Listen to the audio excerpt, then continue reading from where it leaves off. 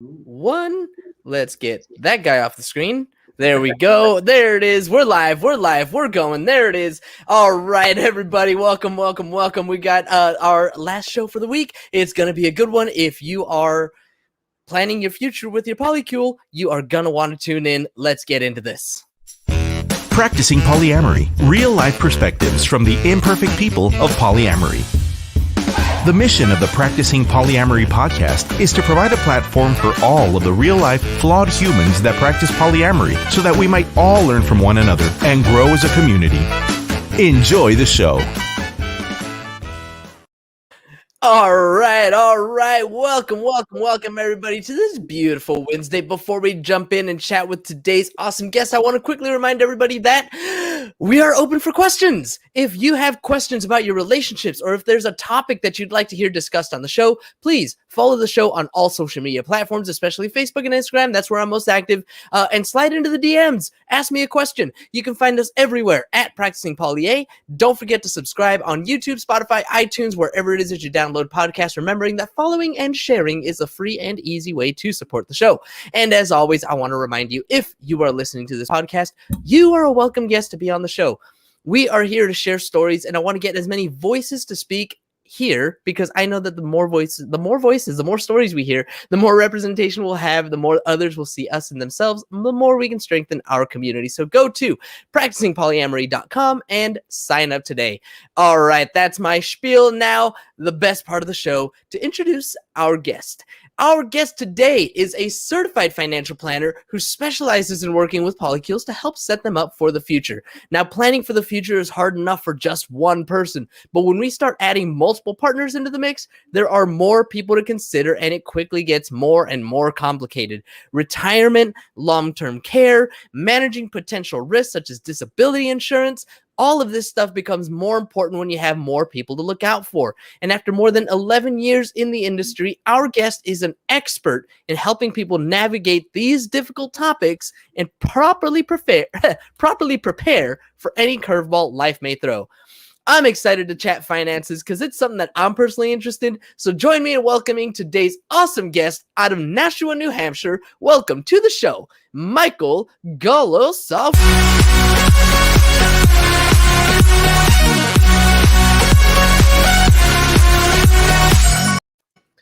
All right, Mike, welcome to the show. Thank you so much for hanging out with me today. Really appreciate it. Yeah, thank you. Thanks for having me. I'm excited. Cool. I just have to do those quick. Hit us with the disclaimers. Right. Yeah. So I work in one of the most regulated industries in the universe. So a couple of disclaimers. One, despite being a lawyer in my sordid past, I am not, in fact, practicing attorney anymore, and I'm certainly not giving anybody here legal advice. And as a financial planner, financial advisor, I am not giving anybody here any particular advice, recommendations, planning, none of that. And champion financial strategies. My practice is not owned or operated by any of the companies I'm affiliated with. All right. Now that that's out of the way, let's get to the good stuff. So tell me about yourself. Tell me about your journey. Did you always want to be an insurance guy? No. So, so I work I'm a financial planner. I'm a life insurance agent. And I actually grew up wanting to be a lawyer, and I actually did that. And the problem is I graduated in 2008 and from law school, not the best time to enter the job market as the recession hit. So I had a very boring 5 years of eking out a living, and then I changed careers. Went into insurance and finance and investments, and discovered that it had all of the things that I loved about how to work with clients and how to develop solutions. And I fell in love, and I've been with it ever since. I totally feel that. I think that that's actually something that I might want to pursue. I've been in the insurance industry myself for about 7 years on the P&C side of things. So I think we had that discussion when we talked on the phone a little bit. But I think, financial coaching might be something that I'll be looking into for myself. But what is it? So I mean, for me, it's like I get the opportunity to help people, to help get them set up for the future. And for me, working with poly community, working with marginalized folks. That's like really what I want to do. So what is it for you that brought you to working with poly folks? I think it's a combination of things. You know, so one is just the intellectual piece of it, the challenge of it. I'm a huge geek, which very shocking. I know. What? Yeah. So just, delving into that and figuring that stuff out is its own just kind of fun for me and its own joy. And you get to draw diagrams and flow charts and all sorts of fun with spreadsheets. But there's that piece of it. There's obviously, being able to help a community that is not necessarily traditionally reached by financial planners, right? One of the things I do, for example, I don't do the legal work. I won't write a will. So I refer it out. Before I refer it out, I have to go find a lawyer that I know is going to be poly friendly, for example. Right. And so, poly people have to deal with that. So, being able to help them with that. And I'm not monogamous myself. And so it's sort of an easy, like, hey guys, you want to talk about this stuff? I know where you're coming from. Right. One degree or another, since we're not a monolith, but Yeah, no, for sure. But we have a shared language. We have, a bunch of things that we understand. They don't have to sit here and, define everything for you, and B, worry about, any sort of judgment, like, oh, who's this third, fourth, fifth person that you're trying to bring in? So tell me about some of the stories. Tell me about some of the things that you have, that you've done for some of your poly clients. Like, what are some of the basic things that you do for them? Sure. So it is at the same time pretty much the same as any other financial planning client, and obviously at the same time there are weird differences. Because the core of it is always the same. The core of it is, who are you? What are you trying to accomplish? What are your goals? What are your resources? What's your psychology? How do we put it all together? Okay. Usually things like retirement planning and life insurance and protection and investments and all that stuff, kids, college, all that. But yeah, when you start to get more than the sort of assumed default husband and wife, when you get outside of that, you start to run into complications and problems, and actually some opportunities as well. So I'm always one of my earliest poly clients, and it was, to me, it's still a deeply touching experience. It was a husband and a wife, like legally married husband and wife, and then there was their girlfriend, right? The third person in this relationship. And their whole thing was, they knew that planning for the future was important, but they also were concerned. The husband and wife were very concerned about making sure that the third person didn't feel secondary, didn't feel disadvantaged. And in the law, she is, right? For the husband and wife to break up, you have to get a legal system involved, right? The third person, you don't. And so it was figuring out, how do we manage their finances for the future? But also they specifically asked me, how do I intertwine them to make it as hard as possible to break up with that third person, so that it would be equivalent to a divorce, as best we could. And it was about making everybody feel safe and comfortable, and like everybody was equal regardless of what the law said, right? Mimicking a 3-person marriage within the bounds of what we can do. So stuff like that, which was just really great, which might involve, and I won't get too far into the jargon, but it might involve, cross ownership of life insurance policies, so that different people have, so that nobody has the right to just disinherit somebody. How you handle retirement accounts and beneficiaries, getting a lawyer involved to figure out how to own the house, so that it was hard to make that third person homeless. Right. Stuff like that. Got it. What about using certain entities like LLCs, corporations, anything like that? Is that something that Polycules can use to kind of create that equality? Yeah. Actually for the house, I brought in, I found, researched, vetted a lawyer, came in, and we partnered up, and she created, an entity. She created a corporate entity to own the house, so that and then the three of them had shares in that entity. Mhm. And that's how they got around, the sort of unequal default arrangement, because they all own the corporation, or a corporation or partnership or whatever, the legal entity, and that allows them to have rights and to Right. not be divested. So those are critical in situations like that. You can use certain kinds of trusts can be involved in that as well. And then a lot can be done with good beneficiary designations. Who's going to get the money? If you have life insurance, who's going to get the money, and who owns the policy, and who has the right to make these changes? Like all of that geeky stuff I like to flowchart out, but becomes really important. Really help set people up.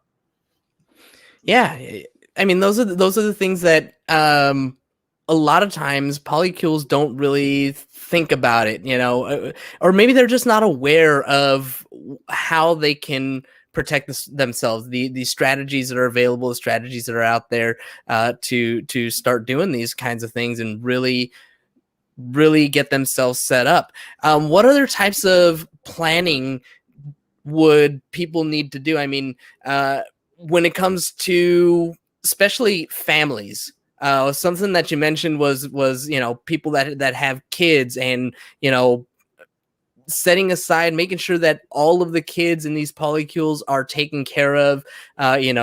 A husband and wife, if they have children, those children might be protected. But what about that third person if there are other children coming in? Yeah, it gets really complicated really fast. And I know you've had For sure. Attorneys on the show.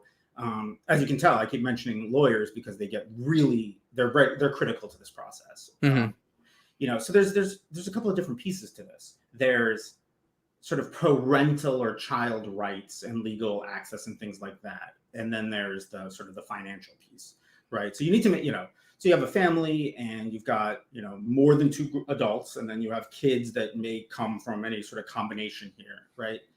And who are the legal parents, who have legal parental rights, who have access, who have information, right? Who can pick up who from school, right? Mm-hmm. That's where, that's a lot of legal work. That's all legal stuff. Yeah. Yeah.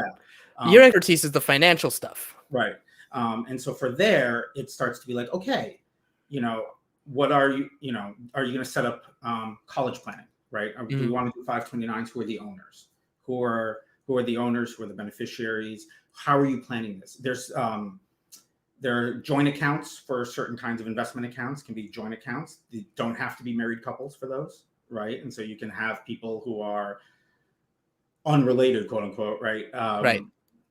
Being able to own and access money together.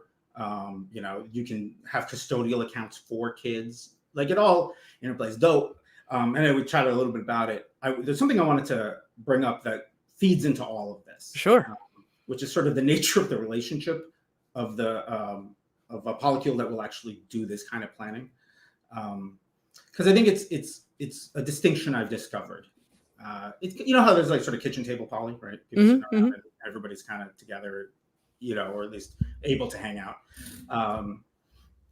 There's almost it's not above, it's not necessarily a higher level of poly or anything like that, but it is another module attached to it, or another descriptor, which is I don't know, financial planning poly. I don't know what a good word for it is. But I have discovered that there's a lot of polyamorous people, and the nature of how they are poly is sort of siloed in a certain sense, where like they're themselves, and then they'll have a relationship with this person and maybe with this person and this person, but it's not a closed system, right? They might not, they might at any point, either it's just okay for them to at any point, go, date somebody else, or all the various people involved are generally open to the idea that somebody else might get added into the mix somehow, right? And what I have found is that very often that keeps certain kinds of planning from happening. Because like you had a married couple, a monogamous married couple, when you're doing financial planning for them, you get to, for the most part, and it's a client conversation I have, but assume that they're one unit and that their money is one pile. Mhm. And you have what are efficiencies from that, right? Doesn't matter who's bringing the money in. You can just use it to the best effect for the whole unit, right? Right. Right. That does not always exist in polycules. Right. Yeah, no. Yeah, and oftentimes doesn't. I've noticed that my assumption these days is that most don't. They're not going to plan like that because it's sort of not that kind of arrangement. So more, it's the closed polycules that tend to do financial planning together, because they're like, we have found our X number of people and we're good. Okay. They feel that long-term stability of that arrangement and are willing to sort of combine finances. Got it. But if it's not a closed system like that, if you have other clients, I mean, I'm not saying they don't do financial planning, but it's much more likely that you might do financial planning for yourself, even if you're part of a polycule, but you might not include the other people, right? And you might not pool resources, because if the system is sort of a little bit more of an open web, how far who do you include? Yeah, for sure. I'm thinking of myself and my partner both. My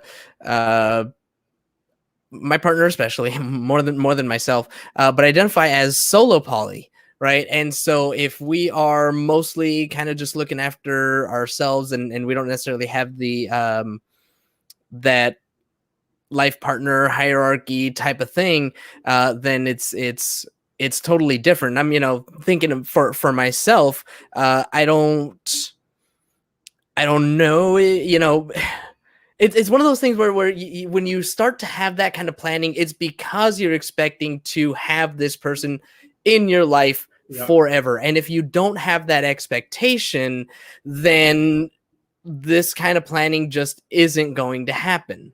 Right. Is that basically what you're So you're telling me there's a chance? Nice. But yeah, no, that's a great way of putting it. Right. Without that expectation of sort of that longevity of commitment,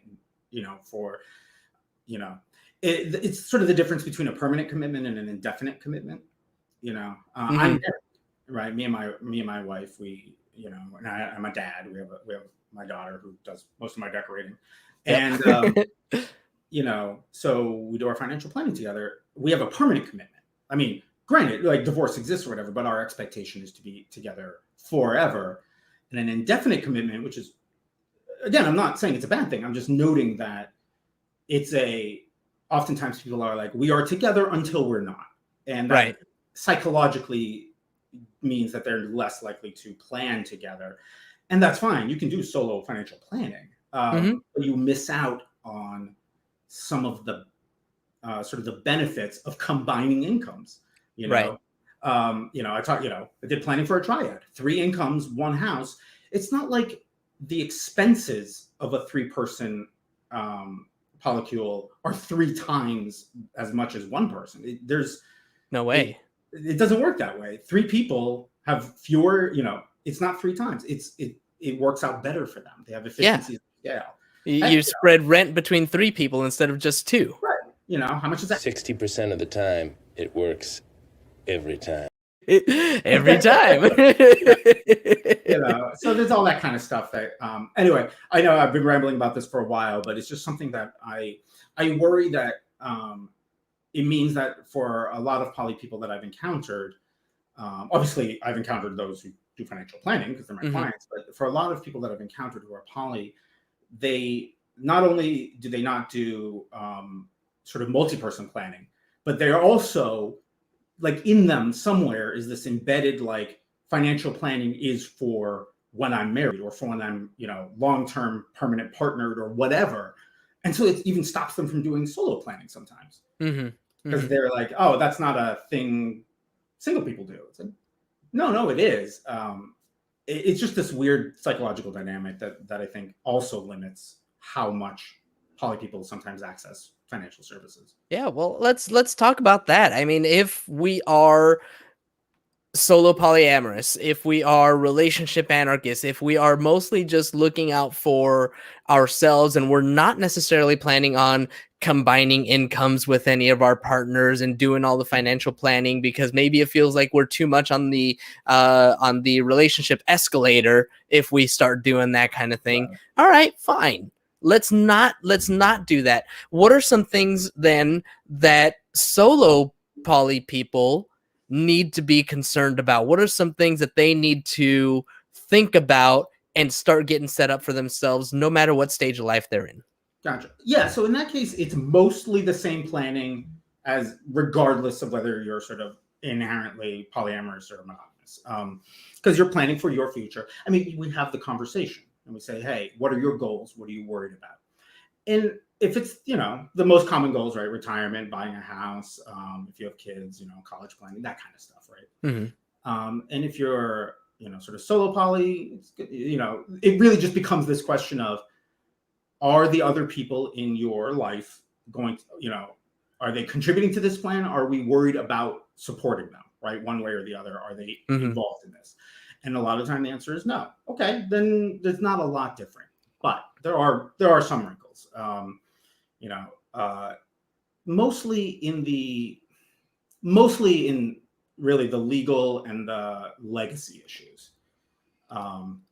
Because if you're living with somebody, but you're not included in your financial planning, that's okay. Your rent is whatever your share of the rent is. And we just take that into account in the data. That's not a big deal, right? But if you want to make sure that they have money if you die, right, then we need to properly, make sure your beneficiaries are all set. Who do you want to be in the hospital with access to information, right? That's a legal thing, but there's paperwork for that. It's all of those little things, but it's not terrible. I wish I had a cooler answer. I wish there was like some super special like solo poly thing for financial planning. But really, if you're a solo poly person and just a straight up single person are going to have roughly the same planning, except for things like legacy and beneficiaries and things like that. Yeah, I guess that was what I kind of wanted to get to, though. Like, what is some of the basic planning? You said understanding what the goals are and, that kind of thing. For me, I mean, I think back to one of the books that I read when I was a young adult, right? The Richest Man in Babylon. And I'm like, 10%, 10%, 10%, 10%, right? Always put aside my 10%. Took me till I was 36 to actually take my own advice, but what are some of those early tips, some of the things that anybody kind of just needs to start doing to get started and make sure that they're financially set? Gotcha. So in that case, and again, everybody's different. Everybody's specific situation, talk to a planner about your specific situation, but some general principles of financial planning. And I mean, it's, so the first big thing that I try to help, there's almost no absolutes in financial planning. There are some, generally accepted good ideas, but there's very few true absolutes because life is messy and weird and people are complicated. But some good things to think about. One, creating an emergency fund is fantastic, right? That's putting up some, getting some savings into a bank account and doing nothing fancy with it. It's just sitting there in case something bad happens, you lose your job. How much of an emergency fund should we have? It's generally about 3 to 6 months worth of expenses. If you're by yourself, 6 months. Typically, if you have like if it's two people living together. Like if there was a married couple or partnered couple, you might be able to do less depending on their incomes, but solo, 6 months or so, get you through that period, which is also usually enough to deal with other kinds of emergencies like your roof having a problem. Taking advantage of, incentive offers and account offers that may be available through employment, workplace retirement accounts. Again, I can't say always do it because, first of all, compliance would have a problem with that. But certainly investigate it. But yeah, the big thing: understand your goals, understand what you're worried about, and that's really what needs to guide you for the most part. People are sort of, I'm worried about retirement. Okay, good. Then think about, putting money away. And then retirement's a long time, retirement's years and years and years away, remember and understand that there's really only two assets, money and time, when it comes to this sort of stuff. And of the two, time is actually the most valuable. For sure. So the earlier the better, for as long as possible. And money, aside from that, again, after the emergency fund, after that, money sitting in a bank account is losing value because of inflation every year. So if it's not growing, you're losing the ability to buy things with it. Mm-hmm. And so you want to get it moving, you want to get it earning. But it really is going to come down to habits, discipline, and goals. Auto invest. I love anything, or auto savings. I love anything where once a month money vanishes from your bank account, regardless of what you do. You don't have to remember to do it. You've set up some method of pulling that money out and investing it somewhere, or saving it in some way so that it's automatic. Those things build incredibly good habits. And it's easier to modify a habit than to create one, right? So in my experience, for example, so if you're listening to this and you don't save on a regular basis, set up a thing that's just like $50 a month goes into an account, if you can. And I understand that not everybody can, but if you can, $50 a month goes into a separate savings account. Just do that today. Because it's harder for me to get you to do that than it is for me to get you to go from 50 to 200 in the future. Creating the habit is hard. Modifying it later, again, assuming you have the means, much, much easier. So it's all about setting up those good habits. Oh yeah. What are some other good financial habits, whether we are solo poly or part of a polycule, that we can set up to? What are some other good financial habits? What are some things that we need to be thinking about? Because I mean, I read all the books and listen to all the things, and I'm in business myself, so I got like my own ideas, right. But from a financial planner, all disclaimers, this is not financial advice. What are some good financial habits that we need to be thinking about? Yeah. And again, right. And I do have to keep it a little vague. But one of the best ones is,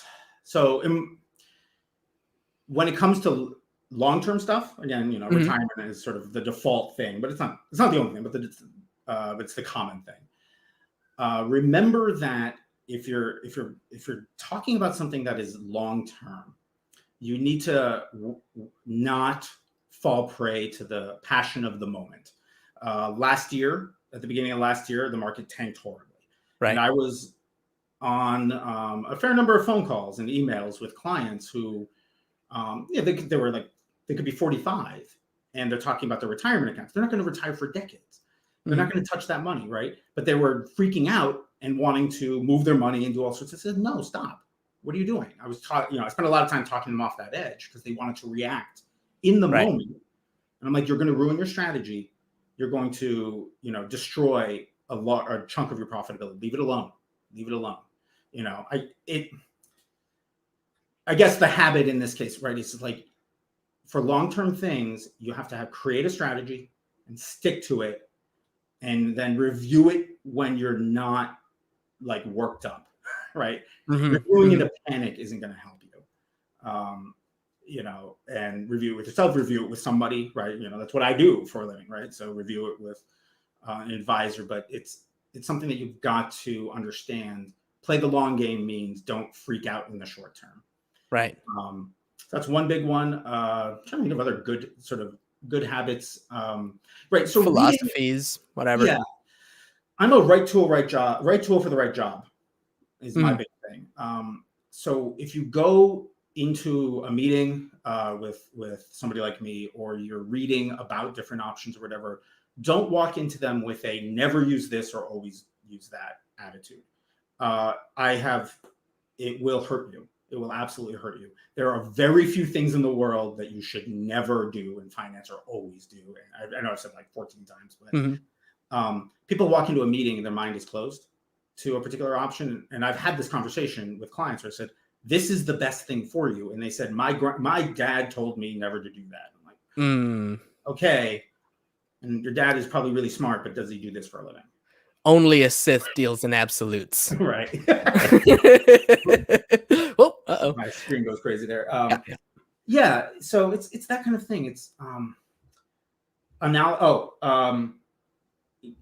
Get all the questions you need answered to feel comfortable, and then make a decision.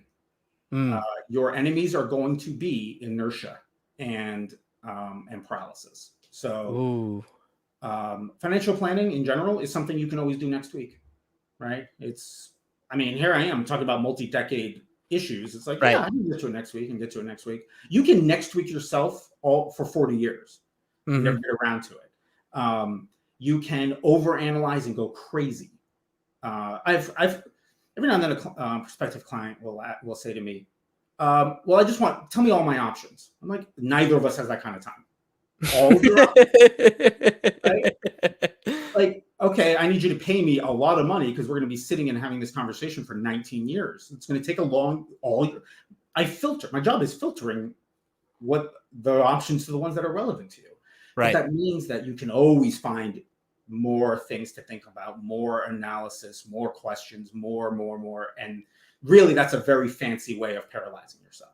Yep. Don't do things that make you uncomfortable. Don't do things you don't understand or you don't like or whatever. But you got to learn to find at some point to pull the trigger on your own life and let yourself go forward, right? Or else, you never get done. I mean, the only way, the best way to learn is to act, right? I mean, if you consider failure experience. Failure is experience. You get in there, you do it. Maybe you win, maybe you lose, but you gain the experience and you figure it out from there. All right, Mike, I want to ask you a couple of final questions here. First of all, is there anything that I missed? Is there anything that you wish that I had asked? Anything that you have written down somewhere that you really wanted to make sure to touch on? Let me see. Or just final thoughts? I guess I did have just a thought on living non-monogamously, right? Which not really a financial planning thing, just a being poly thing. Something I've noticed, I have many polyamorous friends, clients, etc. As a community in general, I've noticed we get really hung up on semantics. We get really hung up on semantics and labels, and I understand why. We're sort of trying to define ourselves, and that makes a lot of sense. But one thing that I worry about as a community and our sort of long-term health is that we actually can get really judgmental against each other because of semantic problems. And so this is my, forget my profession for a second. This is my human being, earnest, naive beseeching of the universe that we need to, sure, labels are important, and words and semantics and definitions, but when we're talking to each other and we're trying to understand what's going on, we're trying to learn from each other. Understand what a person means by the words they say sometimes. Don't get too caught up on the words, because a lot of the words that we use in polyamory don't actually have set agreed definitions. Right. I have I have friends all around the country. When they say poly, they mean 5 to 6 different things. So anyway, that was just sort of that's a thing that I worry about, and I see that we turn on each other sometimes because of those kinds of misunderstandings. That's not even like I object to your idea; it's that I misunderstand your idea, and now we're fighting. Yeah. I did a little episode on that myself a couple of weeks ago. Because I kind of noticed the same thing. People get into the communities, they get into the Facebook groups, they ask a question and they use the wrong word or they describe it, the wrong way. And instead of getting the advice that they need, they get people jumping down their throats for describing something, incorrectly. And I can agree with you on that. We can definitely do better as a community in that sense. We still want to make sure to, protect vulnerable people from predators, and abusers, because that kind of stuff is still out there. But by the same token, always do better, right? When we Right. know better, we can do better, and that I'm in agreement with you on that. Mike, the last thing I want to ask you, if somebody wanted to work with you, if somebody actually wanted to get financial advice from you, how can they get in touch with you? What's the best way for them to go about doing that? Yeah, thank you. Probably the best way is so my email address, so champion-strategies.com is my website, and then my email address is just mike@champion-strategies.com. That's almost always the best way to reach me. I'm also on Facebook and LinkedIn, so those are good ways too. The website will actually be cool and pretty in a couple of weeks. it's sort of right now, but it's literally updating as we speak. But email is probably going to be your best bet. But any of those methods will work. Perfect. And for licensing reasons, region, location? Sure. So I run actually a fully virtual practice. So I don't meet with anybody in person at this point. It's all done through Zoom calls. I'm licensed in something like 19 states. So there's a solid chance, and covering the majority of the country's population. So there's a really good chance that if somebody wants to work with me, I'm already licensed where they are. And depending on the nature of the issue they have, getting licensed in a new state for me is not actually a big deal. So cool. Help them out. But I cannot solicit in a state I'm not licensed in. So I have to be sort of. Makes sense.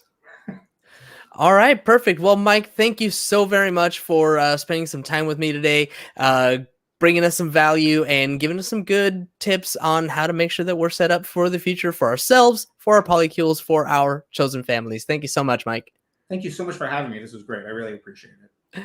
Awesome. And thank you, as always, to our live audience for tuning in. As a reminder, when we're live, you get no commercial interruptions, but the same can't be said for the podcast download. So if you want to avoid commercial interruptions, be sure to catch us live Monday through Wednesday or sign up for Patreon, where you get access to our commercial-free RSS feed and support the show. Don't forget to subscribe on YouTube and wherever it is that you download your podcast. If you haven't already, please leave us a review. We'll really, really appreciate it. All right, everybody, that is all we've got for this week. So until next week, have a great week and have Have a nice day! Thank you for tuning in to the Practicing Polyamory podcast. Would you or someone in your polycule like to be a guest? Sign up at practicingpolyamory.com and join the conversation. Please support us by subscribing, liking, and following us on social media at Practicing Polya by clicking any of the affiliate links on our website or by subscribing at patreon.com/practicingpolya.